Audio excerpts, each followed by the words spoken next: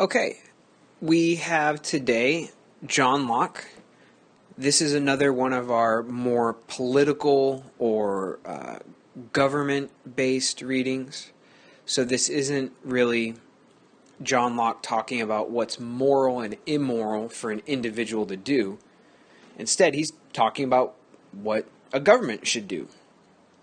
So Locke is analyzing what good government is.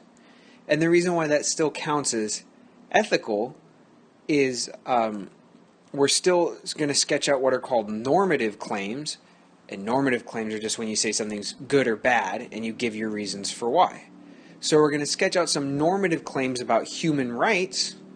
And human rights are going to be the basis of the government. That is, they're going to be the foundation, which gives government a reason for existing. And they're also going to be the sole obligation of the government will be to protect human rights.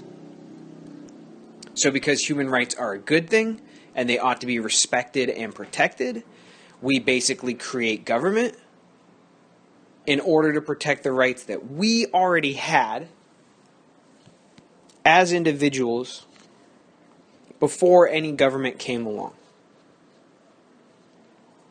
So that's why it's still appropriate for an ethics class, even though it's sort of more social political philosophy, is we're going to sketch out by pointing to what's good and what's bad, what a government should do, protect the good, and what it shouldn't do. What's bad is what it shouldn't do, and in this case, that's violate human rights. So, Locke is British, but he's just about as American as they come. So you all know in the, I believe it's the Declaration of Independence, the phrase life, liberty, and the pursuit of happiness, right? Well, the Founding Fathers had read Locke, and there's multiple phrases in Locke where he says almost exactly the same thing. So we see on page 267b, he says that it's wrong to take away life, liberty, health, limb, or goods of another. And he says it similarly again in our reading. And elsewhere he says that life, liberty, and property are the fundamental goods which a government has to protect. So the basic question which Locke is trying to answer is, what is a good government? What's a government worth living under? Or how do we judge a good from a bad government? Now, I mean, okay, look, philosophers always say why. They always want to know why. And they always ask, yeah, but how do you really define a such and such? How do you really define a good government? Now, I bet a lot of you are thinking, what? I mean, what do I care? Well, I don't need a definition of a good government. I know it when I see it. Or you might be thinking, hey, I live under a good government. So, yeah, maybe Locke, cares about that, but I don't. So two things, two very different kinds of points I want to make. One is that we're actually really lucky to live in the world at the time we do, specifically to live in America, because it's a pretty darn good country. But it wasn't that long ago. It was only about 300 years ago that there weren't democracies, basically. Democracy was just starting to sort of find its legs, and history is a little more complicated than this, but lots of people will say that the short answer is that America was the first great experiment in modern democracy. And we did a pretty good job of it. And then after the American experiment proves itself a success, then Western Europe all becomes democratic as well. And like I said, it's actually much more complicated than that. But, think about it. We used to be a British Commonwealth, ruled by a king.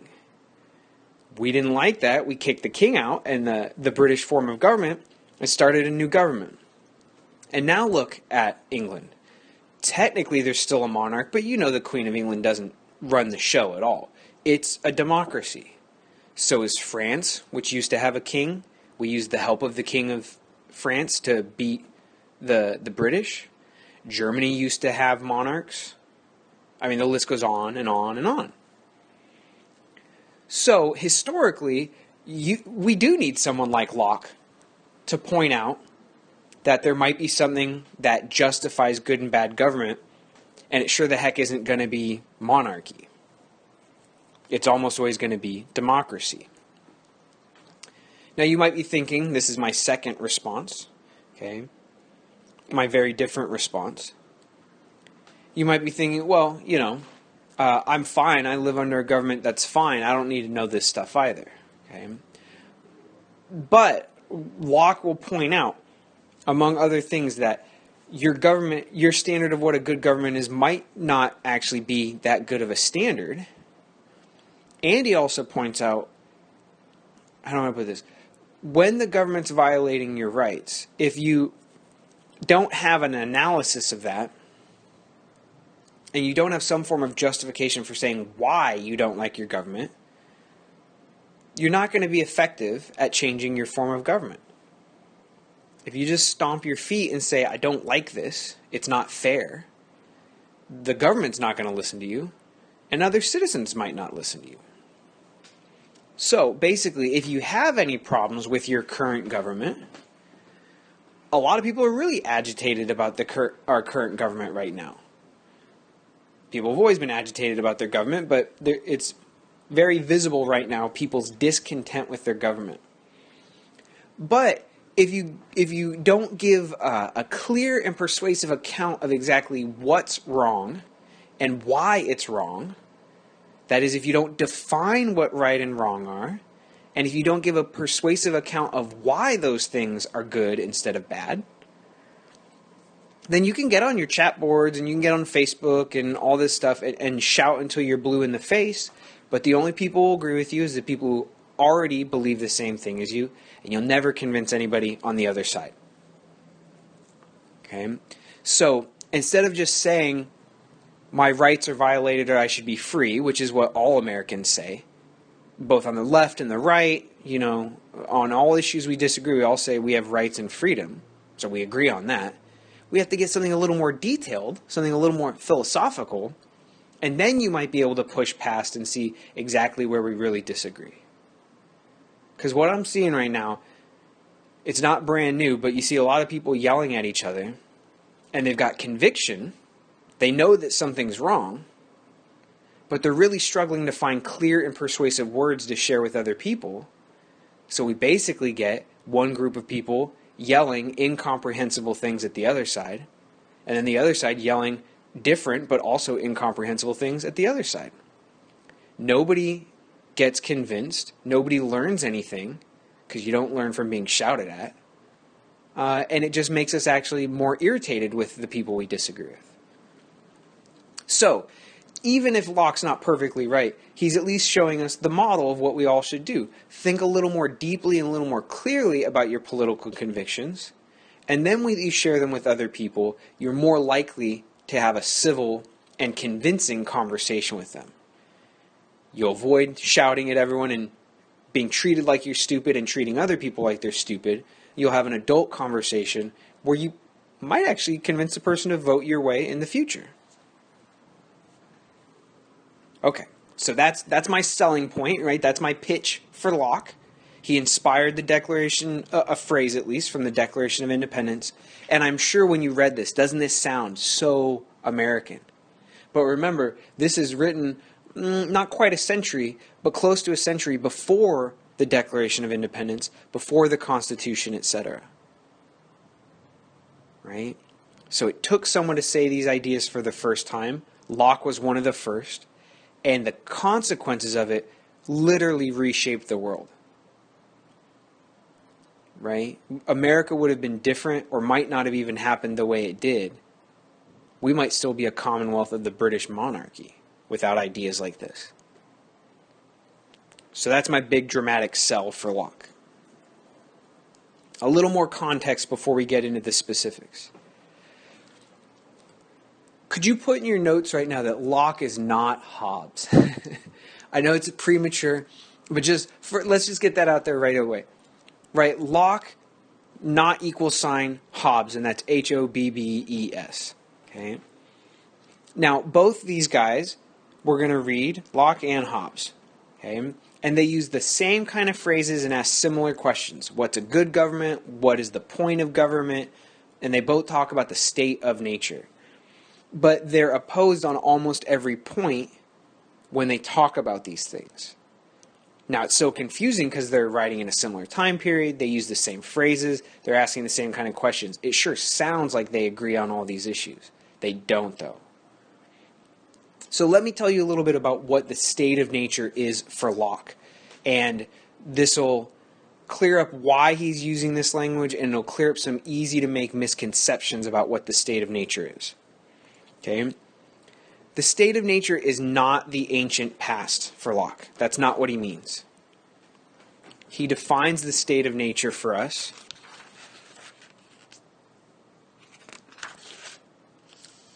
on page 271a. He says, whenever people live together without a common superior, so without an authority figure above them, then we call that the state of nature. So he says, and anytime there's no common superior, there's no higher authority, then you're not in the state of nature. You're either under government or what he calls the state of war. But we'll get to that in a second. So, the state of nature is not our ancient past, right? It's not Neanderthals in caves hunting cave bears. It's not, like early settlers or anything like that. It just means, when he says state of nature, he just means when there's no government. That's all it means. When you don't yet have a government. So really, when you hear state of nature, don't think of like a physical place. Think of state as status. So what he's really asking is, before you have a specific particular government, the French government, the Congolese government, the Vietnamese government, okay? Before you have a specific government that has specific laws, like I'm sure the speeding laws are different in the Congo than they are in Vietnam, right? Okay, so before you have those specific countries writing their own different specific laws, what would be the natural status, state of nature, the natural status of human beings? So his point is basically, again, it's all over our Constitution. What are your God-given rights? What are your natural human rights?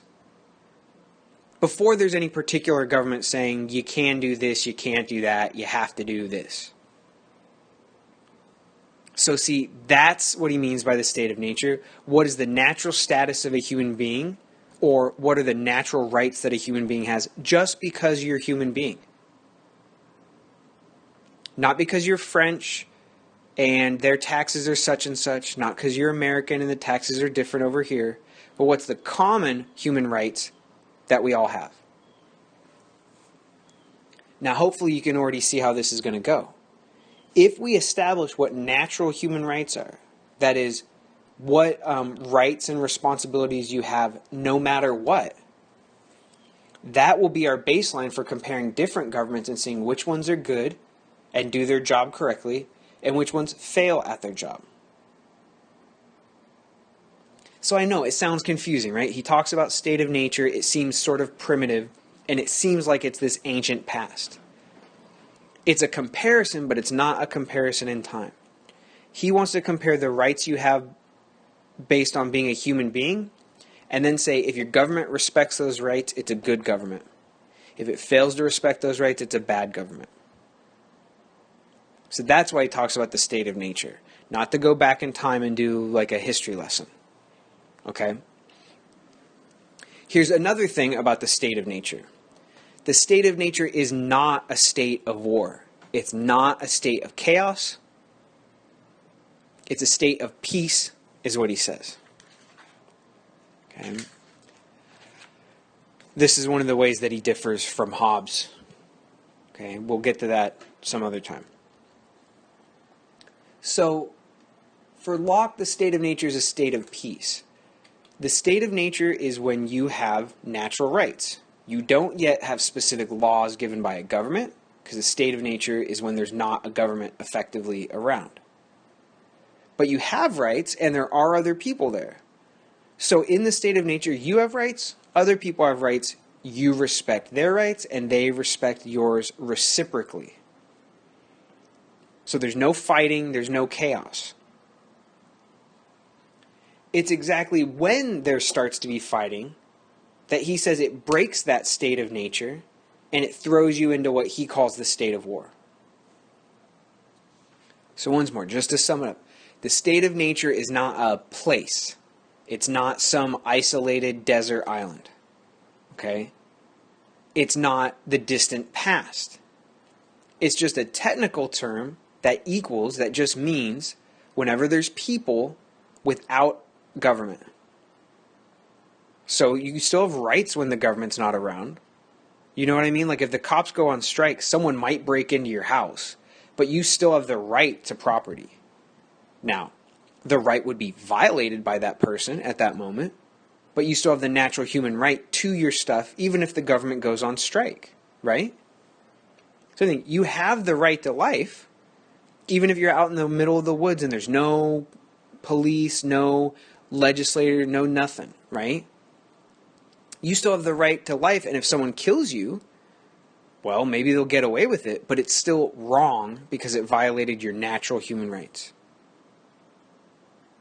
You see what I mean? You don't have to go to the French government and say, "Pardonnez-moi, monsieur et madame, do I have property rights?" They'd say, "Yeah, you dope. You have them here, you have them in the Congo, you have them in Vietnam, of course." You don't have to go to the Vietnamese government and say, "Excuse me, do I have the right to life when I'm in your country?" They go, "Yeah, that's a natural human right. The speeding laws are different here, but your basic rights are untouched." Okay? Now, one of the things about natural human rights that Locke says is very important is they're reciprocal. You get rights when you respect the rights of others. Okay? Or, sorry, let's be a little more precise. You have these rights as soon as you're born just by being a human being. You will lose your rights, though, some of them at least, if and only if you violate someone else's rights. So you have the right to property. You have the right to life. However, if you violate someone else's right to property, you might lose some of your property. If you violate someone else's right to property, you might lose some of your freedom. And that's just called punishment. We all know what that's about, right? So, this is what Locke says about the state of nature. 267b, he says, you have freedom in the state of nature, but you don't have a complete state of total license to do whatever you want. You have to respect the rights of other people. You're obliged to respect the rights of every other person. Now, two among the most important rights here are this. First, you have the right to freedom. This is a lot like John Stuart Mill. Locke is before him, but it's a similar idea that you have the right to do whatever you want with your freedom, except violate the freedom of someone else. So if you want to build a house, you can build a house, unless you're stealing the lumber from someone else to build it. Okay, so you have the right to do what you want with your freedom, except violate the freedom of others. Here's another one which is very important, and it was revolutionary at the time. Locke also says that we have the right to what he calls equality, and I would put in your notes here that it's political equality. What he means here, we can be sort of dramatic in our phrasing. No one's born a king, and no one's born a pauper, like a beggar, and no one's born a slave, and no one's born a master. So that's why it's political equality. It means equality of rights. Now, I know this sounds obvious to us, but it was quite literally whole societies were founded on, some societies still run this way, that certain people, whether it's because they're politicians or they're born to certain families or because they're in certain religious groups, that they have different kinds of rights than other people.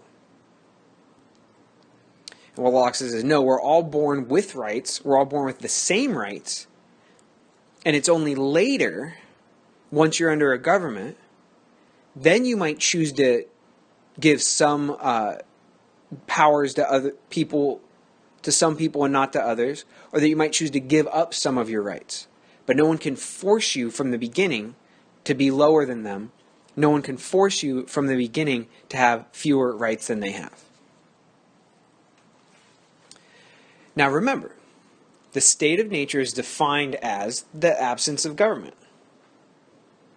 What that means is if someone breaks the state of nature, they violate your natural human rights. By definition, in the state of nature, there's no government to punish them. Now here's the thing. We have rights in the state of nature. We're supposed to respect them.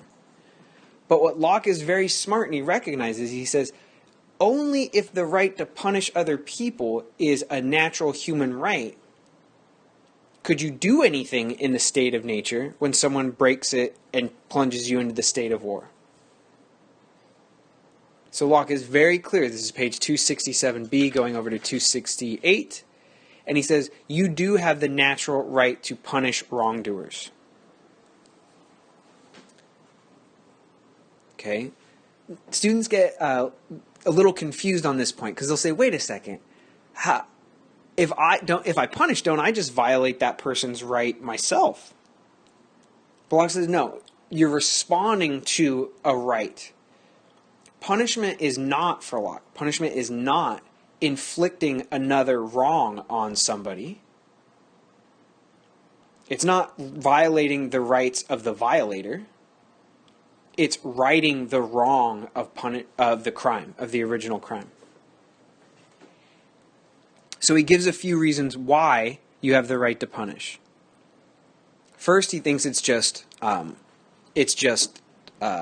appropriate response to rights. If rights matter when they're violated, something has to be done. Right? You can't ignore it. Something has to be done. Okay? There's also a second point. Well, if you punish this person, you might persuade them or someone in the future to not act badly themselves. So this is 269. He says, you make it an ill bargain to the offender. I like this old style of writing. You make it a bad deal for the criminal, he says, by punishing them. And you terrify others from doing the same thing. This is just called deterrence. Okay? We've all heard of this before. Just so you know, page 268 and 269 deal with punishment. Okay? So the first reason I mentioned, you just have to, if someone violates someone else's rights, they just must be punished. Right? Human rights are important. You have to punish their violation. I just call that justice, right? It's like, oh, it's just the right thing to do. The second main thing is deterrence. You deter the criminal and other potential future criminals through punishment. And there's sort of a third reason as well. He says sometimes, not always, but sometimes, when you punish someone, you can get back the harm that's done. You can recover the damage done. So that's called reparation, and that's 268b in the middle. He says, for some crimes, not all, but some, the victim receives damage from the criminal. And in some cases, you can fix that damage through punishment. This is how civil courts work. So Locke is part of the way our government works in many ways. One of the ways is that civil versus criminal courts. In civil court, if you've been harmed by another citizen, you can sue them and get money, basically, to cover the damages. So in medical malpractice, your doctor leaves a scalpel inside of you and then stitches you back up. You sue them. And that is called reparations. Those damages are always meant to cover the harm done, like the medical costs you have to do to get it taken out, and any possibly emotional suffering and all that as well. That's how civil courts work. So when it's a citizen suing another citizen, it's always because there's been a damage done that can be repaired. That's what reparation means, repaired by punishing the wrongdoer in some way. So those are three distinct reasons already. There's justice, there's deterrence, there's reparation. And there's something, I don't know quite whether to say it's analytically distinct as a fourth reason, but there's definitely a fourth point I want to make here. And this is this language we see all over 268 to 269.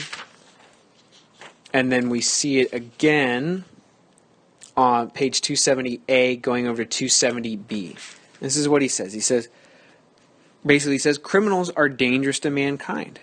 We have a right to destroy things which are noxious to us. That means obnoxious or toxic. It's sort of a mixture. Okay. And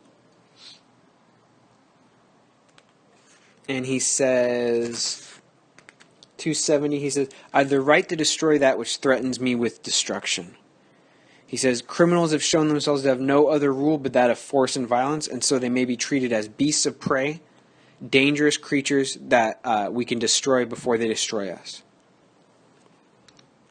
We also see at the very end of the reading, 272A and B, he says, the freedom to punish is not arbitrary, it's not random, but he says when someone commits a crime, if you have the right to kill them, you have the right to treat them, in fact, however you want. In fact, you can make use of them in your own service, he says, which basically means that you can make a criminal do work for you, so long as their crime was sufficiently serious. So let's pause right here and let's just jump right into it. Okay. Locke says that you have natural rights. And he says when those rights are violated, the person must be punished.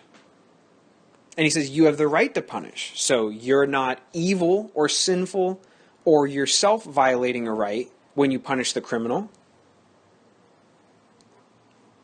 In fact, you're doing a good thing because you might be repairing the damage. You might be preventing future damage. There's a justice equation where somebody's got to respond. And there's this sort of fourth point where this person's shown themselves to be like a wild, rabid dog or like a rampaging elephant, not fit to live in human society. So all this adds up very clearly. Hey, you can punish the criminal. You must punish the criminal. But then Locke goes a little further, or he says some things that are a little bit surprising. And he says, in the state of nature, please note, this isn't necessarily about government yet, but it's in the lack of government state of nature. In the state of nature, if someone violates your rights in any way whatsoever, you have the right to kill them.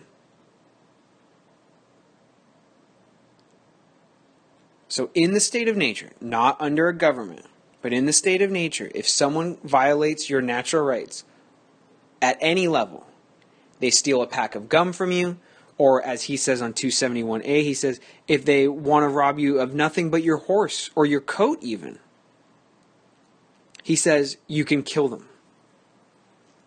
He doesn't say you have to. He doesn't say you must. He just says you can, you have the right to kill them. Ooh, okay. Same thing on 270B. He says it's lawful for a person to kill a thief who has not in the least hurt him or threatened his life in any way. Because as soon as the thief asks you for your money or whatever he wants, the thief is already using force where they have no right in order to get you into their power. And he says you have no reason to suppose that this person would violate one right of yours, your right to property. You have no reason to suppose that they won't also violate another right of yours, which is your right to life. So he says, I'm allowed to kill him if I can. So Locke gives a few reasons here. One is the one we just gave. The person has shown themselves to be willing to violate your right. You don't need to suppose that they'll stop there. You're allowed to assume, rationally, that they might also kill you. That's one point. Another point he makes on 271A is he says, look, when you're in the state of nature, there's no cops, there's no justice system of judges or wardens, there aren't even laws in effect. So who would you go to determine what the fair and appropriate punishment would be? You can't ask a judge, there aren't any judges. You can't ask the cops to weigh in, there's no cops. So there's a moment of time, there's an issue of time here, where you have to respond in the moment. There's no person, so no third party to whom you can appeal. You have to do something in the moment. Well, do something, including maybe kill them. Okay. So here's the question. I want you to pause and think about this. Remember, we're going to have two separate parts of this question, and the first one I want you to remember is he's not talking about you and me right now. We're not in the state of nature. We're under a government, and what we do is a different question. What he's saying is you have the natural right, before you elect officials, to deal with the criminal as you see fit. You don't have time to figure out what the criminal might do. You don't have an authority figure to appeal to. And you don't have to assume, it's not fair to make you assume that they're going to stop where they've stopped. So in the moment, knowing that they're willing to violate rights with no third party to appeal to, you're allowed to do whatever you think it takes to prevent the crime. That might involve killing him. So the first question is, in the state of nature, do you think that that's legitimate and fair?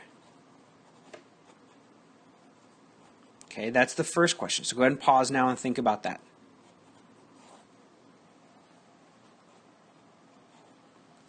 The second question, and just a quick heads up here. We're making a giant leap. We're going way too fast right now, but I want to hear what you all think. We're going to make a giant leap from the state of nature to our own present government. Now, you've done the reading, but I haven't gone through and explained it yet. There's both a continuity and a discontinuity. That is, there's a similarity and a difference between the state of nature and civil society, which is what he calls government. The similarity, or the continuity, is that this government is still founded primarily on your natural rights that you have in the state of nature. That's the similarity. The difference is that you have consented to give up or modify some of your rights in order to better secure your other remaining rights. So that's the difference, or the discontinuity. So, the second question, please know I'm being a little bit irresponsible here, but I want to hear what you all have to say about this. What do you think about the death penalty? Should there be a death penalty? And I'll just leave that one generally open and hear what you have to say about that. So we'll stop this first recording here, and we'll move on to some other themes in a second. Okay, so we left it with sort of a dramatic finish there. Dead people all around, right? Dead criminals just all over the place. So we'll stop this recording here, and we'll start up again in a second. Thank you.